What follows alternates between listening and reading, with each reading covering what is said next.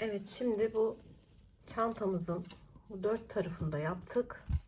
Şimdi kenarlarından bir sık iğne geçeceğiz. Onu göstereceğim sizlere. En son bu bitirdiğiniz yerde ilmeğinizi koparmazsanız onunla devam edebilirsiniz. Ben unutmuşum.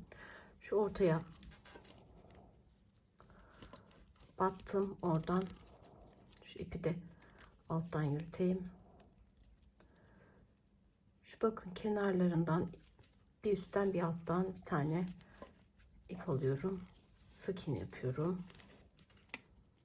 Sonra bir tane de yanına yapıyorum. Yani her fıstığımıza 2 tane sık iğne yeterli. Sonra şu birleşme yerine şu şekilde batıp bir sık iğne yapıyorum. Sonra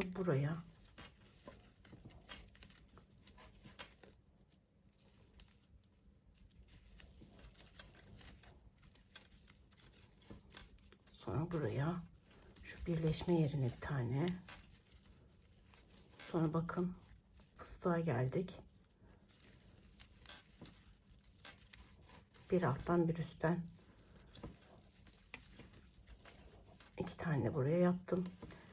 Eğer fıstıklarınız uzunsa 3 tane de yapabilirsiniz. Göz kararı. Hani burada bir kural yok.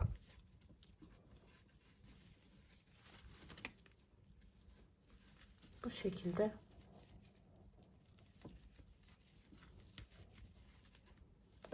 sık iğne yaparak ilerliyoruz. Şu aşağıya gelince tekrar göstereceğim. Evet, aşağıdaki fıstığıma geldim.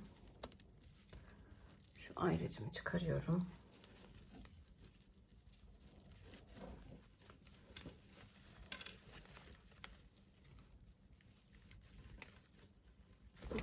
Bu fıstığıma da 2 tane yapacağım. Buraya yapmayacağım arkadaşlar. Bu tam ayracımızın olduğu yere yapmayacağım. Direkt karşı tarafa geçeceğim.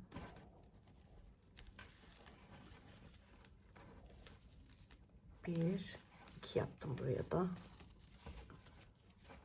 Sonra bu birleşen fıstığın birleştiği yere yaptım.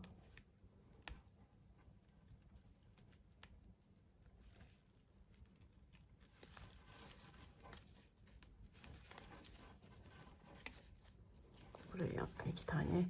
Yine birleşen yere yaptım. Bu şekilde 2'şer tane yapıyoruz ve aralara da yaparak bakın sık iğne ile çevreliyoruz. Evet, tepesine geldim arkadaşlar. Şu en baştaki tepeye, bu sapını öreceğimiz yere, buraya 3 tane sık iğne yapıyorum. 2 ve 3. Aynı yere 3 kez sık iğne yaptım. Şimdi döneceğim.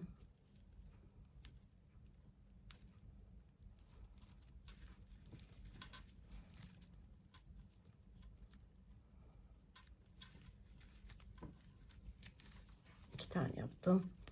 Birleştirme yerine bir tane yapıyorum. Yine bu şekilde böyle bütün etrafını sık iğne yapıp geleceğiz. Evet, kenarlarını sık iğne ile çevreledim. Buradan başladım, böyle sonuna kadar geldim.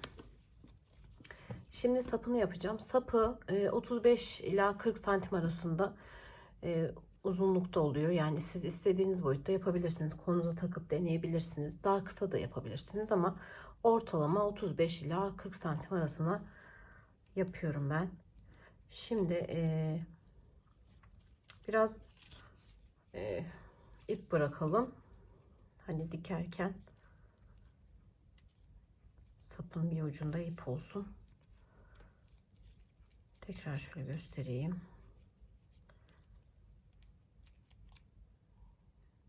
1 2 3 4 5 ve 6. Şimdi bu battığım başladığım ilk zincire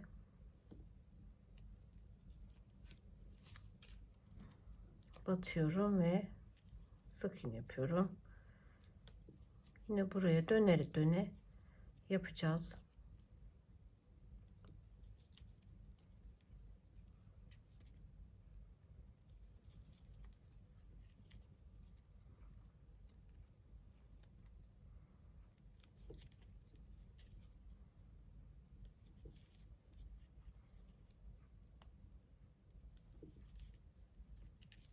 Evet, başladığım yere geldim. Şimdi burada arkadaşlar şu şekilde şuraya batacağız. Yani şu arkasındaki iple beraber alacağız. Bakın şimdi şöyle daha iyi anlayacaksınız. Bakın hem şuna batıyorum hem de şu arkasındaki çizgiye batıyorum.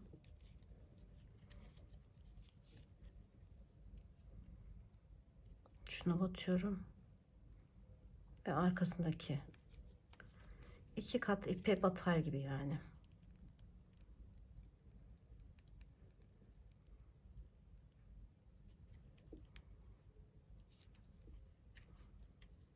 Bu şekilde spiral bir şekilde öreceğiz.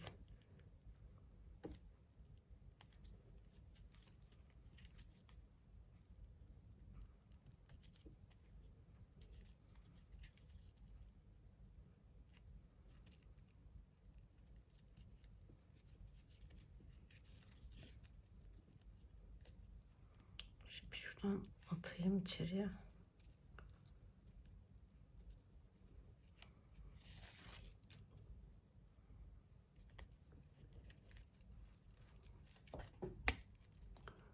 Yakından göstereyim de. Bakın. Bir bu, bir de bu. Şu ikisine.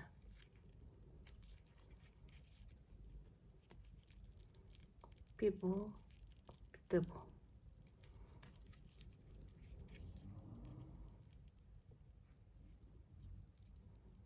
Şu ikisini. Bu şekilde örüp geliyorum. Evet, saplarını örüp geldim. İkisini de aynı boyda ördüm. Yaklaşık 40 santim uzunluğunda ördüm. Çünkü işte buraya da dikerken birkaç santimini buraya yedireceğimiz için bence ideal 40 santim. Şimdi bu ip bırakmıştım. Biliyorsunuz dikmek için. Şunu alayım. Bir tanesini göstereceğim. Sonra diğerlerini siz ona göre yaparsınız. Şurada bir ipimiz var, orayı temizledim. Arkadaşlar burada önemli olan şu, yani böyleden ziyade ben hani dışarıya çıkarmamaya çalışıyorum dikişi. Sadece ilk başta işte şuralardan geçiyorum. Şimdi şöyle yapalım. Bakın. Şöyle eziyorum biraz. Burayla bir bütün gibi olacak inşallah. Diktikten sonra. Şimdi en başta şöyle geçiriyorum.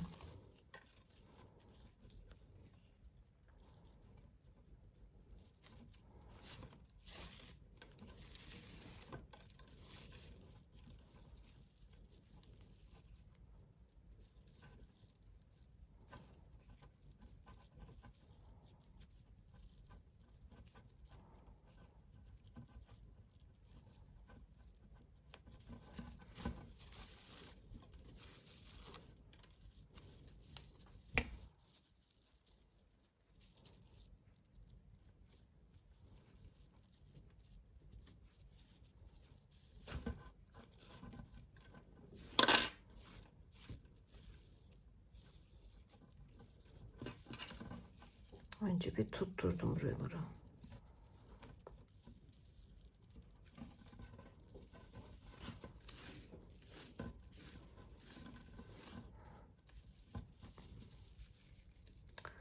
Evet, sonra bakın.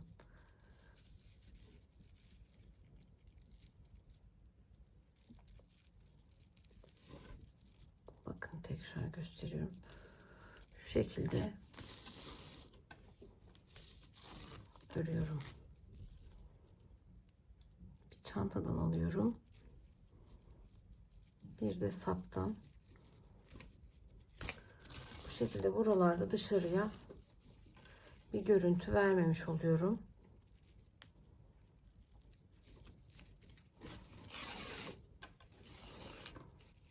Ve bakın zaten şöyle baktığımızda da bir bütünmüş gibi gözüküyor sap.